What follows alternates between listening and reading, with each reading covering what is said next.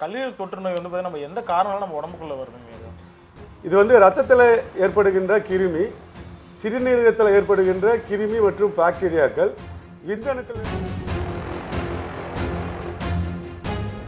நோய்க்கான அறிகுறிகள் என்னவா இருக்கும்? நம்ம உடம்புக்குள்ள இந்த நோய் உள்ள வந்திருக்கு அப்படிக்கான அறிகுறிகள் என்னன்னு தெரிஞ்சுக்கலாம். இது ஆரம்ப காலகட்டத்தில் இதனுடைய அறிகுறியை வந்து நம்ம தெரிஞ்சிக்க முடியாது.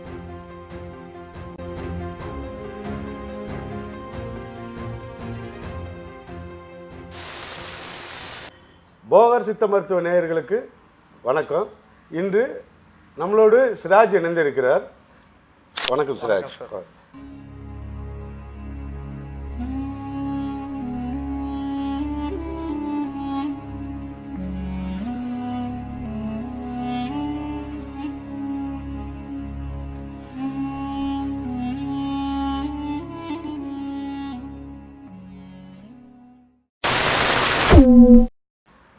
கல்லீரல் தொற்று HBsAg அப்படிங்கிற எவல்ஸ் பி வைரஸ் சம்பந்தமான சந்தேகங்களை கேட்கறதுக்காக வந்திருக்கிறார். கேளுங்க சார். இந்த கல்லீரல் தொற்று நோய் வந்து நம்ம எந்த காரணத்தால நம்ம உடம்புக்குள்ள வருதுங்க இது? இது வந்து இரத்தத்தில் ஏற்படுகின்ற கிருமி, சிறுநீரகத்தில் ஏற்படுகின்ற கிருமி மற்றும் பாக்டீரியாக்கள், விந்தணுக்களில் ஏற்படுகின்ற தொற்று கிருமி மற்றும் தேவையில்லாத நம்ம எடுத்துக்கிற மாத்திரைகள்னால வர பக்க விளைவுகள் மற்றும் பார்த்தீங்கன்னா முறையற்ற தாம்பத்தியம், அதாவது இயற்கைக்கு மாறான தாம்பத்திய உறவுகள், இதனால் நமக்கு வந்து இந்த கல்லீரல் வைரஸ் வருது. இந்த நோய்க்கான அறிகுறிகள் என்னவா இருக்கும்? நம்ம உடம்புக்குள்ள இந்த நோய் உள்ள வந்திருக்கு அப்படிக்கான அறிகுறிகள் என்னன்னு தெரிஞ்சுக்கலாம். இது ஆரம்ப காலகட்டத்தில் இதனுடைய அறிகுறியை வந்து நம்ம தெரிஞ்சிக்க முடியாது. அது உடம்புக்குள்ளே வந்துடும். ஆனால் அது வந்து வெளியில் காமிக்காது. நமக்கு இந்த காய்ச்சல் இந்த மாதிரியான தொந்தரவுகள் வரும்போது நாம் மருத்துவரை போய் நம்ம பரிசோதிக்கும் போது தான் இந்த வைரஸ் வந்திருக்கிறது நமக்கு தெரியும்.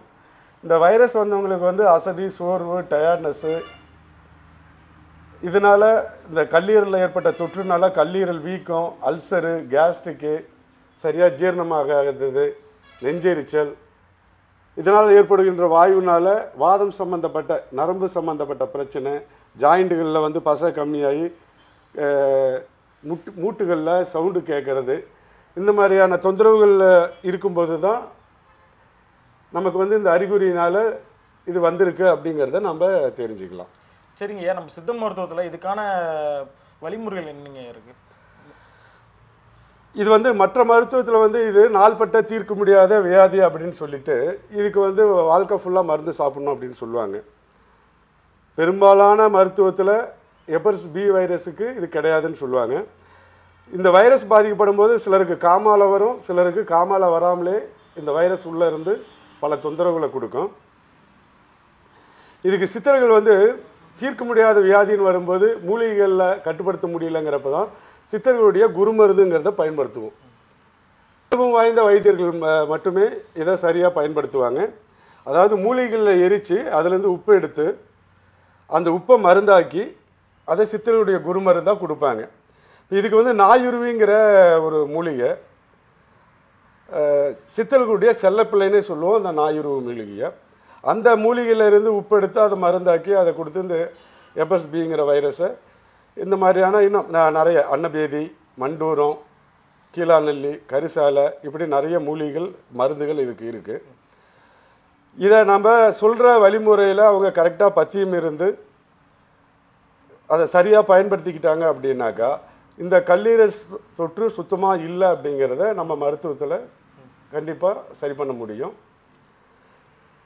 இது நம்மக்கிட்ட வந்து பேஷண்ட் மருந்து எடுத்தவங்க ஆல்ரெடி இந்த வைரஸ் இருக்குது அப்படின்னு சொல்லிட்டு ரிப்போர்ட்டில் ரியாக்டிவ் பாயிண்ட்டு 500 இருக்குது, 600 இருக்குது, 1000 இருக்குதுன்னு வந்திருக்காங்க. அவங்க இந்த மருத்துவத்தை அவங்க உடல் பாதிப்புக்கு தகுந்த மாதிரி 3 மாதம் 6 மாதம் அப்படின்னு தொடர்ந்து பயன்படுத்தி அதுக்கப்புறம் அந்த ரிப்போர்ட்டில் வந்து நான் ரியாக்டிவ்னு வரணும். நம்ம வந்து ரிப்போர்ட்டில் எடுத்து காமிச்சிருவோம். நம்ம இது சரியாயிடுச்சா இல்லையா அப்படிங்கிறத நாம் நாடியில் பார்த்து சொன்னாலும் அவங்களுக்கு ரிப்போர்ட் சொல்லும்போது நம்ம அப்படி நிரூபணம் பண்ணும்போது தான் இது தீர்க்க முடியாத வியாதின்னு சொல்லிடுறாங்க இல்லையா. அப்போ அதை நம்ம ரிப்போர்ட்டாக காமிக்கும் போது மட்டும்தான் அவங்களுக்கு அந்த நம்பிக்கை வரும். அந்த மாதிரி நம்ம ரிப்போர்ட்டில் எடுத்து காமிச்சிருக்கோம். நான் ரியாக்டிவ்னு வரும், 0.5க்கு கீழே வரணும். அது நம்ம வந்து ரிப்போர்ட்டில் எடுத்து காமிச்சிருக்கோம். அது ஒரு சில ரிப்போர்ட் வேணால் நாம் வந்து மக்கள் தெரிஞ்சுக்கணும், நம்ம மருத்துவத்தை பற்றி தெரிஞ்சுக்கணும், இது மக்களுக்கும் பயன்படணும், மற்றவர்களுக்கும் இது பயன்படணும் அப்படிங்கிறதுக்காக ஒரு சில ரிப்போர்ட் அவங்க ஸ்டேட்மெண்ட்டாக எழுதி கொடுத்துருக்காங்க. நம்ம அந்த எழுதி கொடுத்த அந்த ஸ்டேட்மெண்ட்டு, அந்த ரிப்போர்ட், ஒரு சில ரிப்போர்ட் வேணால் நான் கொடுக்குறேன், நீங்கள் அதை வந்து மக்களுக்கு வேணால் தெரியப்படுத்தலாம். ஐயா, அது வந்து நம்ம தொற்று இருந்தப்போ இந்த ரிப்போர்ட்டும் நம்ம மருந்து எடுத்து சாப்பிட்டது, ஆமாம், மருந்து சரியானதுக்கப்புறம் ரிப்போர்ட்டும் நம்ம கொடுத்துறோம். நோய் வந்த உடனே எடுத்த ரிப்போர்ட், அதாவது மருந்து எடுக்கிறதுக்கு முன்னாடி இருந்த ரிப்போர்ட், அது சரியானதுக்கப்புறம் நாங்கள் சரியாக இருக்கோம், நீங்கள் போய் ரிப்போர்ட் எடுத்து பாருங்கன்னு சொன்னதுக்கப்புறம் அவங்க போய் அதை எடுத்து பார்த்த ரிப்போர்ட், இது ரெண்டுமே நம்ம ரிப்போர்ட்டாகவே கொடுக்குறோம். அது வந்து எல்லாரும் வீடியோக்குள்ளே முகத்தை காண்பிக்க முன் வர்றதுனால அவங்க கைப்பட ஒரு லெட்டர் வாங்கி நம்ம எழுதி அது மற்றவங்க தெரிஞ்சுக்கணும், நம்ம மருத்துவத்தால் இது கண்டிப்பாக முடியும் அப்படிங்கிறத தெரிஞ்சுக்கணுங்கிறதுக்காக அவங்க கைப்பட எழுதின லெட்டரும் நம்ம அந்த ரிப்போர்ட்டும் வேணால் நாங்கள் கொடுக்குறோம். நீங்கள் அதை மக்களுக்கு காமிக்கலாம், கண்டிப்பாக உறுதியாக சரியாயிடும். இதே போல் தீர்க்க முடியாத வியாதி, நாள்பட்ட வியாதி நிறைய இருக்குது. நடுக்குவாதம், முடக்குவாதம், சோரியாசிஸ், இது மாதிரி நிறைய இருக்குது. அதை பற்றின ஒரு விழிப்புணர்வு அல்லது அது சரியாகிறதுக்கான வாய்ப்பு சித்த மருத்துவத்தில் இருக்குது அப்படிங்கிறதுக்கான சில பதிவுகளை நம்ம அடுத்தடுத்த வீடியோவில் கண்டிப்பாக நாம் கொடுக்கலாம். கண்டிப்பாங்க. ஓகே, நன்றி, ரொம்ப நன்றி, வணக்கம்.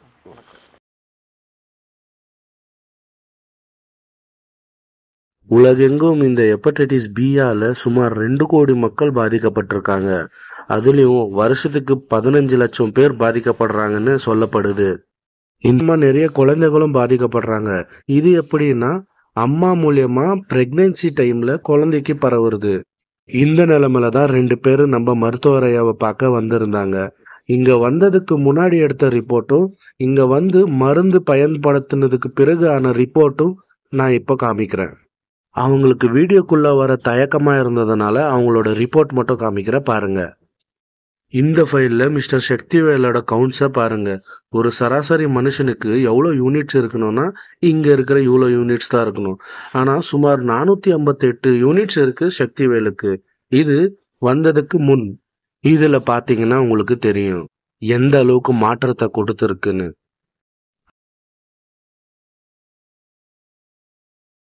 அதே மாதிரி தாங்க இந்த ஃபைல பாருங்க. மிஸ்டர் முனிராஜுவுக்கு வழக்கத்தை விட 456 யூனிட் இருக்கு.